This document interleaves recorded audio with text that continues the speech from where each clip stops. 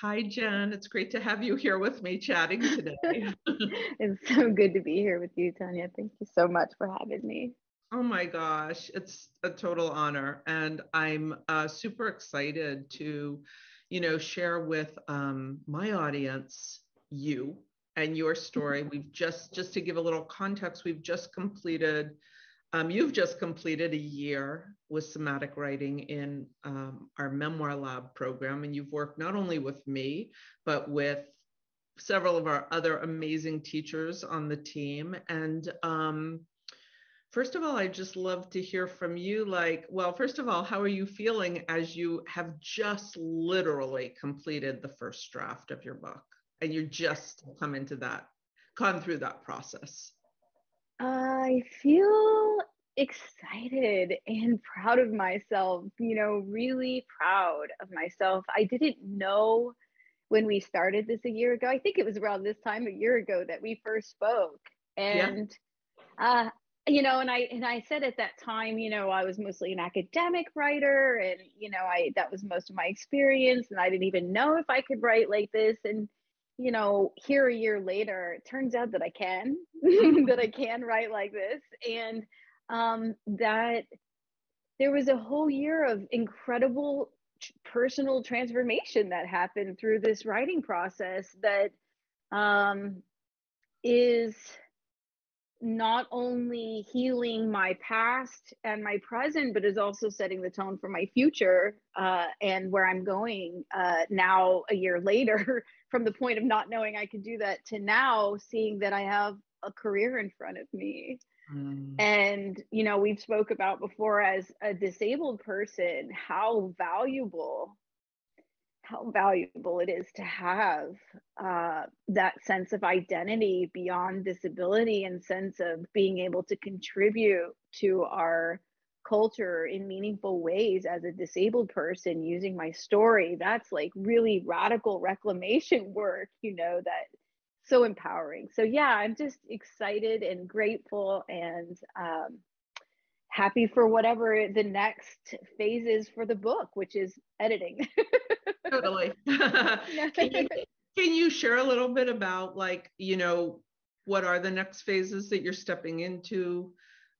Just to demystify the process for other people who are maybe considering stepping in, on that cusp of stepping in, or even already writing their stories and want to see what's next. And just, I'd love for you to, share what's happening in your vision and certain action steps you're taking, Sure. specifically Yep. to get this book into the world. So I now have my shitty first draft, which we celebrate in somatic writing. It's just about getting it down, and I have it down. I have my chapters completed. I have them now out to beta readers who are giving me feedback already, and that's exciting. And then in a couple months, I'll be giving it to Cooper, who's part of the somatic writing program, who is my developmental editor. He will hopefully lift it and look for all the places that I can lift it, because you don't always see, and your beta readers don't always see all the things that a professional will. And then I will spend about a month incorporating all of the feedback from the beta readers, from the editors, from Cooper. And in November, I'm going to the Kwai Writers Conference, and I have signed up to pitch to different agents directly. I also have some agents and publishers in mind that I will be submitting my book proposal to. So I'm also working on a book proposal. That's a big part of my summer work, just so that it's really easy for people to appreciate the document, the manuscript that I've put together. I think a good book proposal is really important. So I've had to learn a lot about that, and educate myself a lot about that. Yeah. So book proposal, editing, pitching to agents, getting an agent, and then getting that deal, selling my manuscript and getting it out into the world so that it can reach. My ultimate goal is to have it reach as many people as it can, as it wants to. And so I have to do that, all this initiative and hard work to lift it up into the world so it can be the best that it can be. Yeah, that's what I'm doing. Awesome. It's awesome. And you mentioned you already have a possible publisher even without going in this process. So Yes. you know it's going to make its way into the world no matter what. Yes, it was very heartful feedback from one of my first beta readers who said, here, I have an opportunity for you to publish. So that was like, it was such an affirmation, not only from, I got a lot of positive affirmation, obviously from our container in somatic writing, but, and from the people that I love, but now to have it out and get even bigger feedback is very affirming. It really is wonderful. Very exciting. So Jen, Mm-hmm. I'd love for you to talk a little bit about like where you were, I don't know, a year or so ago, thinking about doing this book, but what had held you back before? Everybody who ever comes to me in somatic writing, I always know it's not like they got an idea to write this book a month before and sign up. People have been churning on it for a long time, right? Mm-hmm. Yeah. So can you share a little bit about where you were at and maybe what obstacles you were facing to writing the book on your own, and then what happened, to give people a sense of, you talk about this transformation, what did it look like for you in this year, what changed? That's a great question. So I, before this program, was actually very sick with and for a long time undiagnosed autoimmune disease, and so I was really bedbound.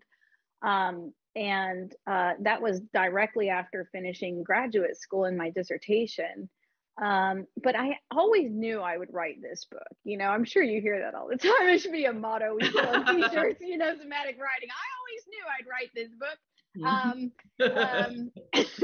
um, but it changed as I transformed, the book transformed. And I suppose it was kind of approximating myself a little bit closer and closer to the reality of being able to write it in an authentic way. I think if I had written it at any other point in my life, I would have probably forwarded aspects of my story that necessarily didn't deserve to be forwarded. Mm-hmm. I say that just looking back now at my process. And so when I said, all right, yeah, I think I'm ready to write this, I'm certain I could have written this on my own. But what this program gave me and what it allowed me to do was write it in a structured container that I had, so that I had the support of our cohort and our teachers, so that I could really lean into the creativity, the complexity of feelings, the real ups and downs that come with writing a memoir. I had a safe place to do that in, and I think perhaps what prevented me from doing this on my own before was that I worried that I'd lose myself or lose my mind or what. I don't know if I went too deep into my stories or so knowing that I had the support of our cohort and this program allowed me to just lose it when I needed to, soar when I was ready. And it just gave me sort of, I've been in a lot of containers, academic containers and healing containers. And what's different about somatic writing is, it's not about fixing. It's not about, listening to stories and going, oh, I'm so sorry that happened to you. It's not that at all. It's really just clear, sober witnessing and holding space for each other in really clear ways. And I think that's what you need to have in order to write books that are transformative, so that you don't get stuck in that process of feelings that are coming through. So yeah, I think I just knew somewhat intuitively that I needed that structure that was also free enough to let me do my thing, but structured enough that I could feel supported. Totally. I love that. And I love you. Thank you for sharing that, because certainly that's my intention in this, and being a story coach for really professionally 21 years, doing it even before that.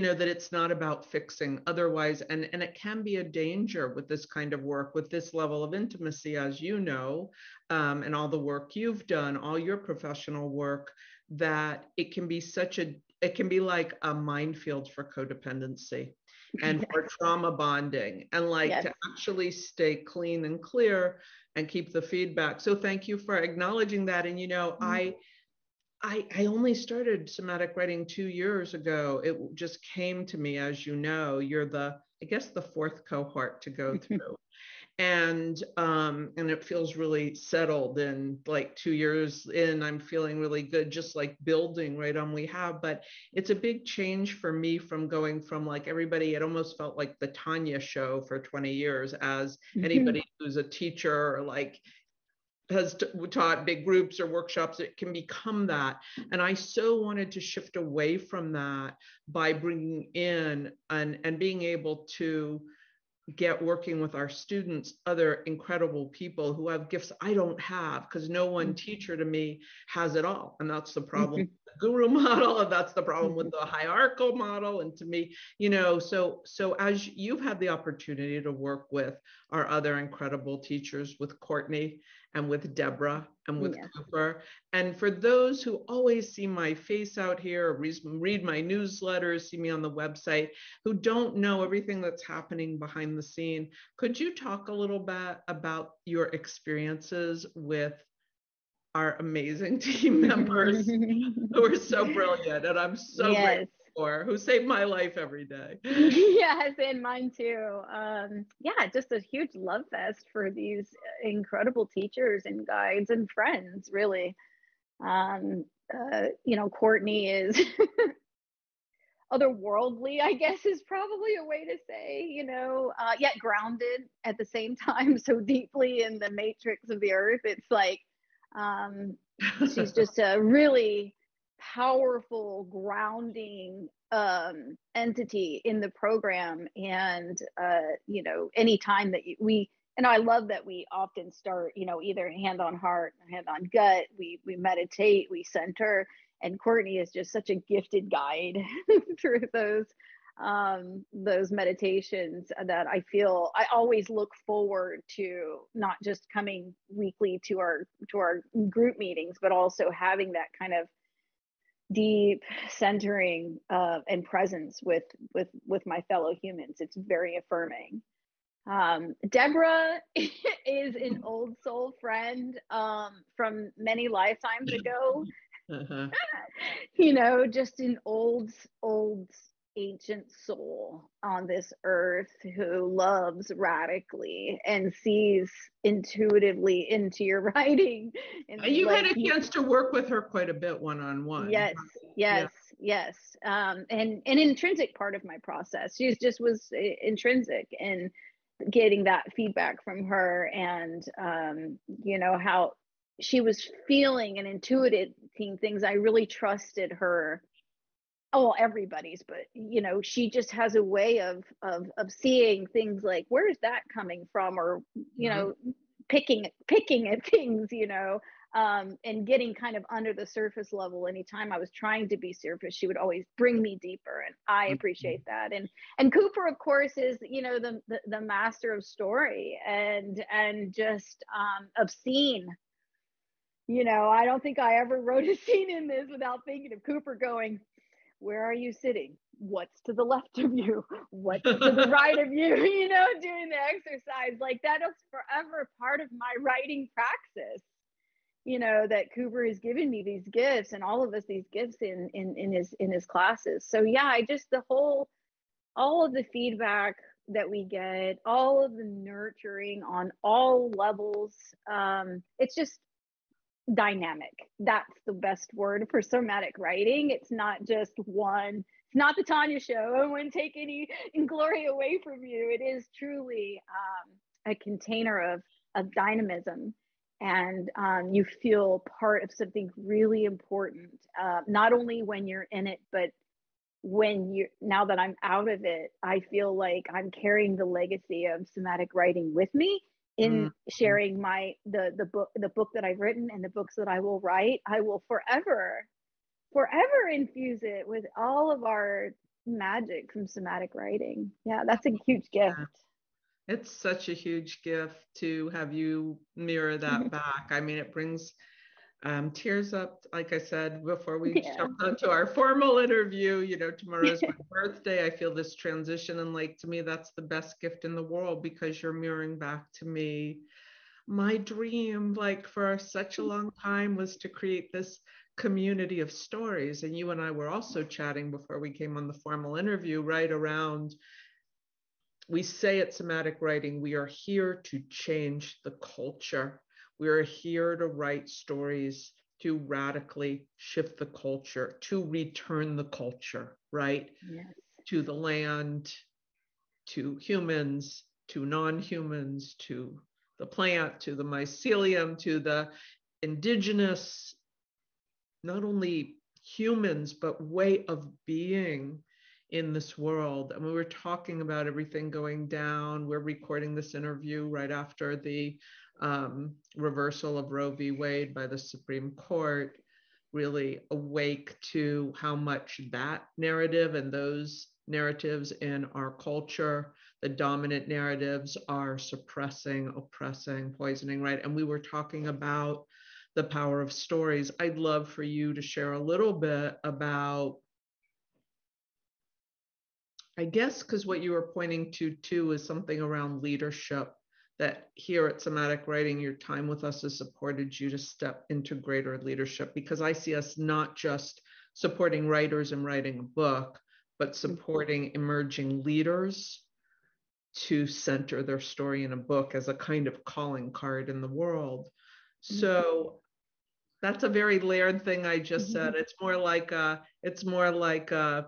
open-ended something than a specific question, but whatever comes up for you around how you feel supported leaving us to do any of those things, and anything you want to say about the culture and the changes of the culture and your leadership around story, I'd love to hear. Yes, we are in a time between worlds, and it's a messy time. It's a confusing time. And